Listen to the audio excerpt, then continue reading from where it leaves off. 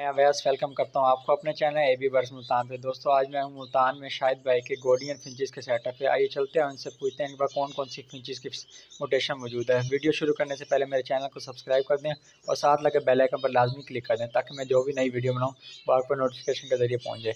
चलिए video start करते हैं। अस्सलाम वालेकुम शाहिद भाई। वालेकुम अस्सलाम। क्या हाल है शाहिद भाई? जी अल्हम्दुलिल्लाह, अल्लाह का बड़ा एहसान है। शाहिद भाई क्या क्या दिखा रहे हैं आज हमें, कौन कौन सी आपने फिंचेस की मोटेशन लगाई हुई हैं? जी मेरे पास जो है गोल्डन फिंचेस हैं, जिसके तमाम जो हैं कलर मौजूद हैं। हेड कलर हो गए, चेस्ट कलर में भी तमाम मौजूद हैं, हेड कलर में भी, और इसकी जो बैक होती है येलो बैक में, और अभी इस वक्त ग्रीन बैक में मौजूद है। तो ये कितनी मतलब नस्लों में होते हैं, कितनी टाइप्स की होती हैं? जो लुटीनो गोल्डियन, एक दो मुझे इनकी टाइप्स आती हैं, लुटीनो गोल्डियन हो गया, कॉमन गोल्डियन, इसके अलावा कौन कौन सी मुटेशन होती हैं? इसकी मुटेशंस तो बहुत सारी हैं, तो लेकिन जो हमारे पास जो कमर्शियल लेवल पे चल रही हैं उसमें यही चार मुटेशन हैं। सिल्वर है, ब्लू है, लुटीनो जिसे आप कहते हैं वो, येलो बैक, और ग्रीन बैक है जिसे कॉमन गोल्डन। शायद भाई कितना आपको अरसा हो गया आपको मतलब गोल्डियन फिंचेस रखते हुए? लेकिन मुझे शौक़ तो काफ़ी अरसे से था और मैं अपने शौक़ के लिए रख रहा था, और बतौर प्रोफेशनल इस हॉबी में जब से मैं आया हूँ तकरीबन 8-9 माह हो गए हैं। तो अल्हम्दुलिल्लाह तब से ये शुरू किया। अब अल्हम्दुलिल्लाह बहुत अच्छा रिस्पॉन्स आया है, ब्रीड भी अच्छी आई है, सेल भी के लिए भी मसला नहीं होता इतना ज़्यादा। तो टोटल आपको इस टाइम गोल्डियन फिंचेस के कितने पेयर्स लगे हुए हैं? मेरे पास अल्हम्दुलिल्लाह 18 से 20 पेयर लगे हुए हैं जो ब्रीड कर रहे हैं। तो ये इनका ब्रीडिंग सीज़न क्या होता है गोल्डियन फिंचेस का? देखिए फिंचेस के लिए जो आप सीज़न इसका ज़रूरी नहीं होता, आप ह्यूमिडिटी और टेम्परेचर मेंटेन रखें, सारा साल भी ब्रीड कर सकती हैं। वैसे अमूमन हमारे यहाँ तो हर कोई बंदा एसी नहीं लगाता, तो इसके जो सीज़न जो पीक पे होता है, स्टार्ट होता है सितंबर से लेके मार्च तक, अप्रैल तक ये इसका सीज़न जाता है। मुझे यहाँ आपके पास फिंचेस के साथ मुझे बेंगलाइज भी नज़र आ रही हैं और ज़ेब्रा फिंच भी लगी हुई हैं, तो इनका क्या है बीच में? देखिए आपने जब गोल्डन फिंच रखी है तो आपको फोस्टर के लिए कुछ ना कुछ आपको साथ रखना पड़ता है। बेंगलीज बहुत अच्छी फोस्टर है और ज़ेब्रा भी बहुत अच्छी फोस्टर है, क्योंकि गोल्डन जो है अर्ली स्टेज में अपने बच्चे खुद नहीं पालती, तो वो अपने एग्स दे देती है, बैठ भी जाती है बाज़ पेयर हमारे। तो लेकिन उसके जो एग्स हैं हमें फोस्टर करने पड़ते हैं बेंगलीज के नीचे या फिर ज़ेब्रा के नीचे, वो इनके बच्चे पालती हैं। इसलिए मैंने भी ये इसके पेयर रखे हुए हैं, बेंगलीज के और ज़ेब्रा के। गोल्डियन की ब्रीड के लिए क्या एज होनी चाहिए? लेकिन गोल्डन की ब्रीड की एज जो है मेरे हिसाब से तो 8 माह की हो कम से कम, तब लगानी चाहिए। क्योंकि हमारे यहाँ तो, क्योंकि ये कमर्शियल बर्ड है, हर बंदा कहता है कि मैं इसे जितना जल्दी यूटिलाइज़ कर लूँ उतना जल्दी बेहतर है, जैसे कलर वाश हो जाएँ। 5 माह से 6 माह के दरमियान तो इसके अडल्ट हो जाते हैं पीसेस, तो लेकिन वो मैच्योर नहीं होते, लेकिन वो ब्रीड तब भी कर देते हैं। 6 माह की ब्रीड कर लेती है गोल्डन, तो आप बेहतर है कि 8 माह की लगाएं तो ज़्यादा बेहतर रहेगा। गोल्डियन फिंच के लिए जो केज का साइज़ क्या होना चाहिए? केज साइज़ इसका तकरीबन 1.5 बाई 2 होना चाहिए, तो वो इसके लिए अच्छा है, ताकि वो उसमें फ़्लाइट करती रहे। जब जितने ज़्यादा वो उड़ेगी, परिंदा उड़ेगा, उतने ज़्यादा उसके मसल एक्टिव रहेंगे, ब्रीड भी अच्छी करेगी। तो इस टाइम आपको गोल्डियन फिंचेस के मतलब कितने ब्रीडर पेयर लगे हुए हैं? इस टाइम आपके पास गोल्डियन फिंचेस के कितने ब्रीडर पेयर्स लगे हुए हैं? ये पूछ लिया आपने सवाल। अच्छा, अगर ये गोल्डियन फिंच कोई न्यू फैंसियर रखता है तो इनका क्या होना चाहिए ब्रीडिंग सीज़न इनका जो होता है, और इनके लिए क्या क्या चीज़ें इनको प्रोवाइड करनी चाहिए? मतलब ब्रीडिंग में इनको कैल्शियम में, और इनके जो बाजरे होते हैं तो उनमें क्या क्या चीज़ें इनको देनी चाहिए, इनको क्या प्रोवाइड करनी चाहिए? देखें इसको हर एक चीज़ इसकी जो ज़रूरत की है वो उसको देनी चाहिए, क्योंकि उसने ब्रीड करनी है, तो उसमें विटामिन्स भी देने चाहिए पानी में। इन और सॉफ्ट फूड भी डेली बेस पे दें तो वो ज़्यादा बेहतर है, वरना आप जो ब्रीडर पेयर हैं एक दिन छोड़ के एक दिन आपसे सॉफ्ट फूड दे सकते हैं, वो एक अलग टॉपिक है, उसमें क्या क्या डलता है। बेस उसकी एग होती है, और उसमें मोरिंगा पाउडर और ये जो बाकी का कटल फिश बोन और ये वाली चीज़ें डलती हैं, ताकि वो हेल्दी रहे और वो ब्रीड अच्छी करे। तो इस टाइम जो आपके पास माशाल्लाह से इन्हीं ब्रीडर केजेस के ऊपर भी आपने कॉलोनी केजेस में मतलब छोड़े हुए अडल्ट पीस हैं, पट्टे हैं, इनका क्या है ये हमें थोड़ा सा बताएं। देखिए वो कॉलोनी नहीं, वो है फ्लाइट केज हैं। जो मेरे पास जो ब्रीड आती है तो वो मैं ऊपर सेपरेट कर देता हूँ, उसको फ़्लाइट केज में छोड़ देता हूँ, तो ऊपर पर जमा करता रहता हूँ। उसके फ़्लाइट केज में छोड़ने का एक मकसद ये भी होता है कि जब बड़ी फ़्लाइट में उड़ते हैं तो इनके मसल वगैरह सही खुल जाते हैं। मतलब ये आप कह रहे हैं कि ये सारी इनकी ब्रीड्स आई हुई जो ब्रीडर पेयर हैं, इनकी आपने ब्रीड फ्लाइंग केज में रखी हुई है? जी, जी, अल्हम्दुलिल्लाह मेरे पास अच्छी ब्रीड आई हुई है। तकरीबन 125-30 पट्ठे जो हैं मेरे पास इस वक्त निकले हुए हैं, जिसमें से 50 से 60 जो पीसेज हैं गोल्डियन के, वो रेडी टू ब्रीड होने वाले हैं। तो इनको क्या वैक्सीन भी होती है इनके लिए? देखिए वैक्सीन नहीं होती, इनकी मेडिसन के मुख्तलिफ कोर्सेज़ होते हैं, तो वो इनको करवाने पड़ते हैं। एक मेडिसन होती है इनकी बॉडी पे लगानी पड़ती है, जिसे कैट कहते हैं, जिससे वो माइट्स वगैरह से ये बची रहती हैं। और कोर्सेज़ इसको करवाने पड़ते हैं, वो ज़रूरी है इनके लिए, ताकि ये बीमारियों से बचे रहें। जब ये परिंदा आपका हेल्दी होगा, बीमारियों से बचा रहेगा, तो तभी अच्छी ब्रीड करेगा। तो इनका सीज़न गर्मियों में होता है या सर्दियों में ज़्यादा सीज़न होता है इनका ब्रीडिंग का? देखिए सीज़न इसके लिए ज़रूरी नहीं है गर्मियाँ या सर्दियाँ, आपका टेम्परेचर ह्यूमिडिटी मेंटेन होनी चाहिए। लेकिन सीज़न आपको मैं बता दूं कि सीज़न जो हमारे यहाँ जो है सितंबर से स्टार्ट होता है और तकरीबन मार्च अप्रैल तक रहता है। शायद भी ये दाने में मतलब क्या खाती हैं गोल्डन फिंच? जैसे ज़ेब्रा फिंच और बेंगलाइज तो ये है इनकी लाल और वाइट कंगनी होती है, जो कंगनी होती है। इनके अलावा ये गोल्डन फिंचेस का भी यही है या इनके लिए कोई और सीड यूज़ होती है? देखें सीड ऐसा आप डिज़ाइन करें कि जिसमें तमाम उसके विटामिन्स और मिनरल्स और उसकी तमाम ज़रूरियात पूरी हो जाएं। जब ये बर्ड जंगल में होता है तब तो ये सारी चीज़ें अपने हिसाब से खाता रहता है। अब ये हमारे पास केज के अंदर है, तो हमें चाहिए कि हर किस्म का जो दाना है, जो इसकी विटामिन्स इसकी ज़रूरत है, वो केज के अंदर ही पूरी करें। तो उसके लिए आप मिक्स सीड दें इसको, 1-2 किस्म के दाने ना दें, आप 5-7 किस्म के दाने दें। मैं अपने दाने आपको बता देता हूँ मैं क्या-क्या देता हूँ। इसमें मैं 3 किस्म की मैं कंगनी देता हूँ, गोल कंगनी, देसी कंगनी और लाल कंगनी। उसके अलावा मैं बारीक बाजरा देता हूँ, इसे सवांग, कोरिया, सरसों के बीज, दोनों किस्म के मैं सफ़ेद और काले तिल देता हूँ। और इसके अलावा धांज और भंग के बीज और तारा मीरा के बीज, और ये सारी चीज़ें मिक्स कर, कनेरी सीड मैं भूल गया था, कनेरी सीड और अलसी भी देता हूँ इन्हें। तो इनके रेट्स क्या होते हैं? जो कॉमन गोल्डियन है, लुटिनो गोल्डियन, इनके जो मतलब ब्रीडर्स पेस के इन रेट के रेट्स बता दें, और इनके जो अडल्ट पीस होते हैं, जो पट्टे होते हैं, ये पर पीस में क्या मतलब सेल हो जाता है? देखिए इसका पर पीस का रेट नहीं होता, जो इसका रेट होता है पेयर के हिसाब से रेट होता है। पर पीस के इसके जो चिक्स होते हैं, जो सेल्फ चिक्स होते हैं, उसका पर पीस का रेट होता है, तो वो मार्केट में वेरी करता रहता है। अभी जो चल रहा है, जो कॉमन गोल्डियन है जिसे ग्रीन बैक कहते हैं, उसका चल रहा है 15 से 16 हज़ार रेट। कोई कम के भी बेच देता है, कोई ज़्यादा भी बेच रहा है। और जो हमारे पास लटीनो गोल्डियन जिसे आप कह रहे हैं येलो बैक में, वो 18 से लेके 22 तक उसका रेट जो है वेरी कर रहा है इस वक्त। अच्छा, अगर कोई न्यू फैन से इनका बिज़नेस करना चाहता है तो इनका मतलब क्या सूरत हाल है? देखिए बिज़नेस बहुत अच्छा है, इसके आप कम पैसों से भी स्टार्टअप कर सकते हैं, क्योंकि आप कम से कम, अब क्योंकि इसकी मेडिसिन आपको लेनी पड़ेंगी, डेली सॉफ्ट फूड डालना पड़ेगा, और इसके अलावा आपको विटामिन्स डाल देने पड़ेंगे। तो वो आप एक पेयर के लिए तो सारी इतनी अरेंजमेंट नहीं करेंगे, इतना टाइम नहीं निकालेंगे, तो बेहतर है आप कम से कम 2 पेयर से स्टार्ट करें। तो उसमें 2 पेयर आपके जो हैं गोल्डियन के ले लें, 3-3 उसके साथ, या 2-2 आप उसके बेंगलीज़ के पेयर ले लें जो वो फोस्टर करेंगे, केज वगैरह सारा कुछ। एक फ़िज़िबिलिटी मैंने बनाई थी, एक रफ़ फ़िज़िबिलिटी, उसमें तकरीबन 55-60 हज़ार या 50 हज़ार के करीब जो है आपकी फ़िज़िबिलिटी बन सकती है। उसमें आप इतना ये काम इसका स्टार्ट कर सकते हैं। अच्छा, तो आप मतलब हमें क्या गाइड करेंगे कि इनके मतलब ब्रीडिंग अगर इनके लेने के लिए, इनका बिज़नेस स्टार्ट करने के लिए इनसे पट्ठे लेने चाहिए, इनके लिए इनके पट्ठे लेने चाहिए या बड़े पेड़ लेने चाहिए? देखिए पट्ठे जो हैं बाज़ जो है बहुत जल्दी स्ट्रेस में आ जाते हैं। अगर आपकी डोमेन में है, आपके करीब कहीं आपके पास कोई सेटअप लगा हुआ है, वहाँ से आप पट्ठे ले लें, लेकिन बहुत ज़्यादा वो अच्छी तरह सेल्फ हो जाएँ फिर आप लें।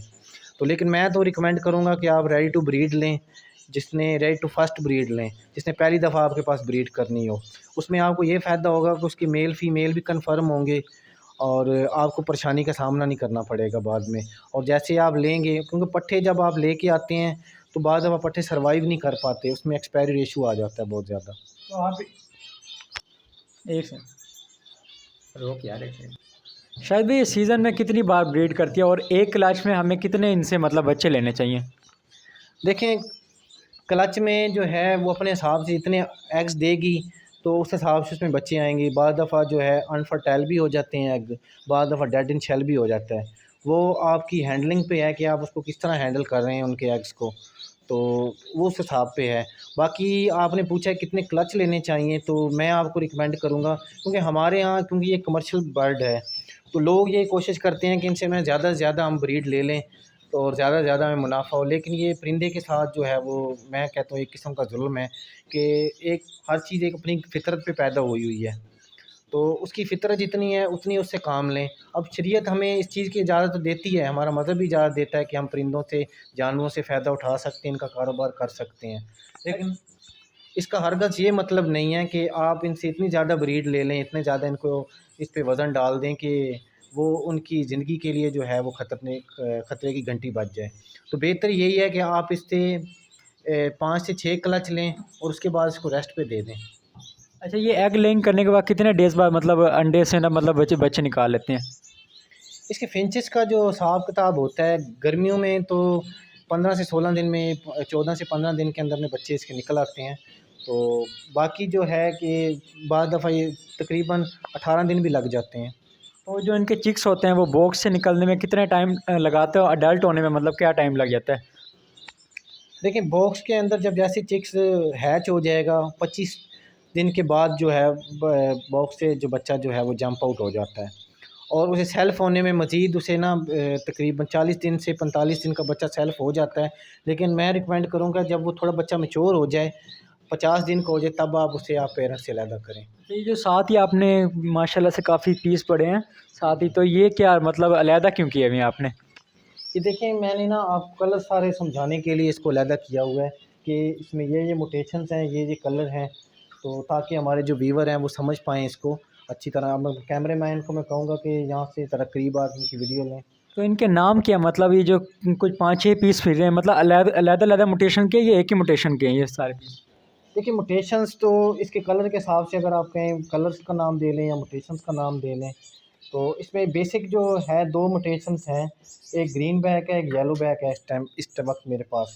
अब आगे इसके जो हेड कलर हैं, चेस्ट कलर हैं, ये थोड़े से मुख्तलिफ हो जाते हैं, कोई सिंगल फैक्टर में है, कोई डबल फैक्टर में है।